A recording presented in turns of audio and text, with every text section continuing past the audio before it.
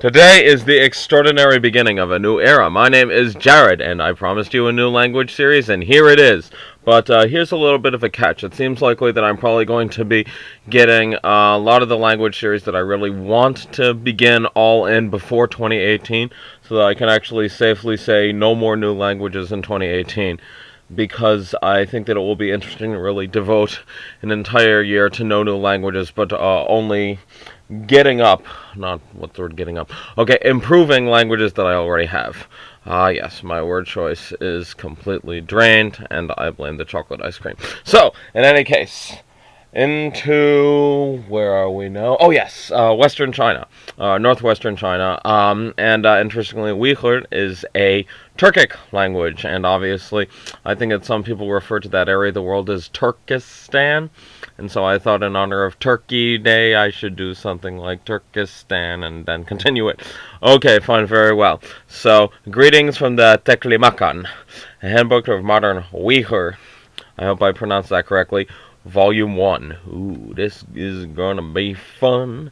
Okay, so I'm gonna provide the link for this in the description, and I'm obviously just simply trying to do this so as not only to be amusing, and also show the side of language learning in which there's a lot of drudge work involved, and a lot of shame, and a lot of confusion.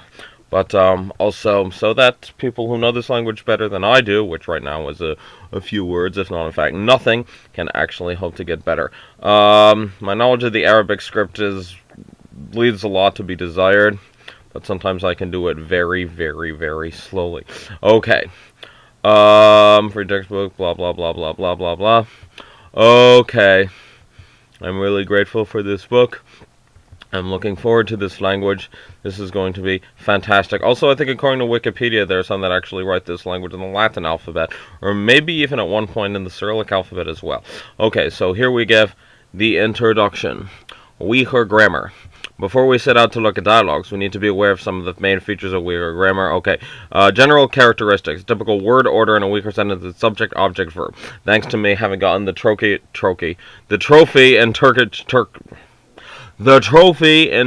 Duolingo, this is not too strange to me. Okay, so we're going to see an example of this. So, men Uyghurce okumen. Try that again. Men Uyghurce okumen. I, Uyghur, study. Compare this to English, I study Uyghur. Okay, that's going to be an important sentence. I'm definitely going to be using it. Men Uyghurce okumen. Try that again. Men Uyghurce okumen. I, Uyghur, study. Okay, Uyghur is an agglutinative language, meaning that potentially many suffixes denoting person, number, case, mood are usually attached to the one-word study. Yeah, thanks to my knowledge of Greenlandic, this is not significantly strange to me, although I'm not really expecting any 30-letter words from this language, although maybe you may surprise me. Okay, for example, to your house, the main word house occurs first, the modifying element is attached directly to the right and written all in one word. So I think in Finnish and Hungarian they also use very similar systems as well. Okay, so yengizge, home your two, and having worked would be ishlewatkan. Okay, I don't really know how the Q is really pronounced. Maybe I should have actually not have been so lazy and have read something beforehand, but it's my holiday, so I can do what I want. Nouns are not distinguished for gender. Yes! Unlike in Spanish and French and German, nouns are usually pluralized, with the suffix lar, familiar to me from my previous studies of Turkish, except when preceded by a numeral, atlar, horses, but iki, at two horses. Instead of using article like English a or the, Uyghur uses demonstrative pronouns this, that, and no marker for the numeral one, bir, and indicates definiteness and indefiniteness respectively. So we're going to get an example. Bu müşük. Okay, this cat, the cat, versus bir müşük, a cat, one cat, or müşük, cat, cats. Uyghur verbs take different prefixes, usually at least for one tense, past, present, and person, I, you, she, they, etc. For example, okumen, I'll try that again, okumen, read, present, future, I means I read, study. Okay, so this is another thing. There is no such thing as a direct future tense in Uyghur. You use the present tense to also denote the future. Yeah! Okay, Uyghur verbs can also take other suffixes for voice, such as causative, passive, now I'm just making up words. Aspect, continuous mood, e.g. ability, as well as suffixes that change verbs into nouns. Sometimes may all be many altogether. Okay, so okuat kan imda. So, read, continuous, indefinite, pass my at. Oh yeah, I'm getting flashbacks to my Greenlandic study already. By the way, I'm doing the 30-day speaking challenge for December for Greenlandic, so that's going to be very fun.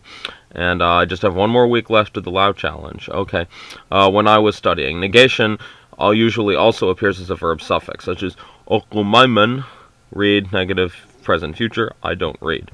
Okay, so verb suffix. So the negative one would be the ma. That is a little bit, so let's see if I can get this right. Okay, so okumen is I read or I study, and okumaimen is I don't read, so it's a little infix that it goes inside. Okay, sound system. We first described the Latin orthography, then introduced the current Arabic-based writing system. Okay, Uyghur has 24 consonants listed here. B, d, b, p, t, ch, sh, I think. D, z, j, s, sh, r, f, r, g, g, l, sh. Wait, they're X twice. H, w, y. 25 consonants of the glottal stop is counted. So writing and pronouncing Uyghur 3D below. Most are not pronounced differently than English pencil part. So Uyghur budge is tax. Uyghur uch 3 is pronounced like itch and itch. Uyghur yes is pronounced like the H and hello, except for the L palatal or velar dark variants. These sounds are not found in English. G, r, and j. The voiceless uvular stop is pronounced like a back K, so qishka. Okay, I think I'm going to assume that's quite similar to the sounding like in Greenlandic, but probably not as harshly. I think there's a closer variant to this in Tajik, even though the two are from completely different language families. Okay, the sound r is traditionally voiced like a voice-figurative version of Q. It pronounces the very back of the mouth, like the French are in r. Okay, so r. I think I got that. Okay. Finally, the Uyghur, maybe like that, voiceless, velar, uvular, fricative sh is pronounced like ch. Okay, fine, in the Scottish loch, and for the back of the mouth, so ach. Okay, so ch. So we have ch, r, and ch. I think I got that. 4 sounds of k, g, ch, and g are subject to consonant harmony. Oh, vowel harmony is very familiar because of Finnish, and I didn't know there was such a thing as consonant harmony as well. Wow. Okay, within a stem, main word, they potentially determine its backness. First time I've ever heard that word in my life. Within a variable suffix, they conform to the backness and the voicing of the preceding sound. Okay, Arabic script Uyghur distinguishes z and z, which in Latin script Uyghur are represented by z and j respectively. Only z sounds like j, like sounds the English judge, and is frequently found in Uyghur words. The other, j, sounds like English garage. Okay, I think I got that. In Latin-based Uyghur script, some writers choose not to distinguish j and j, writing them both as j. Besides this orthographic variation, there's some north-south regional variation between the sounds. In Uyghur words of Turkish origin, sh is rare except as a suffix. Similarly, when f was borrowed into... Okay, I want to actually learn stuff. Okay, where's the stuff? Okay, Uyghur has 8 vowels. Vowels are rounded, o, u, u, and unrounded, a, e, e. This distinction is sometimes determined labial versus non-labial. They're front and back. I really have to say, I'm confused.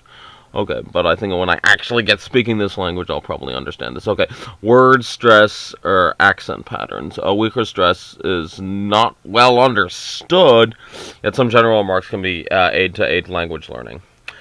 Uyghur stress is mostly determined by the length of syllables. This means that a syllable which is closed, ends in consonants, tends to attract stress, which a syllable which is open does not. If this seems confusing until you learn the principle below, a general rule of thumb, the stress is the last syllable of the sentence, like ayuch, foot, turpanche, turpanche, to the turfan. So the vocabulary list, we underline stress syllables. If you're feeling brave, read on as if. Okay. I am not feeling brave at all. In fact, I just simply want to go ahead and read actual stuff. So where is the actual stuff? Okay, writing and pronouncing Uyghur. This looks fairly intimidating. Now, just reflections. Writing the Arabic Uyghur scripts, written from right to left. Arabic letters are written together. Okay, this I know already from memorized courses and other general explorations that I've undergone in my life. Okay, what is this? Okay, I think I'm definitely going to stop there. It's very odd because I think it's the first time I'm actually beginning a series without even having begun actually how to speak it. But reflections, yeah, it does seem that I know a lot of the grammar for two reasons. One, the Turkish Duolingo course, obviously, and the second one is due to the fact that I actually attended a talk on Turkic languages at the Polyglot Conference in Reykjavik earlier this year, and because of this, I think I'm having a significant amount of flashbacks to that. And aside from that, this seems really, really cool. I think I did try to study Turkish at one point, like about 2 years ago, and then I got Lyme disease, and then a bunch of awful stuff happened with Lyme disease, obviously. And so, Turkic languages are cool. And this looks cool too. So, please let me know if there's anything I really should know about the pronunciation, and during the next episode, we're going to hop right in. And so, until then, this is Jared letting you know that you can hop into your dream world, your dream hobby today. In fact, maybe right after you close this video. Go ahead and give it a try. Have a good one, and see you next time.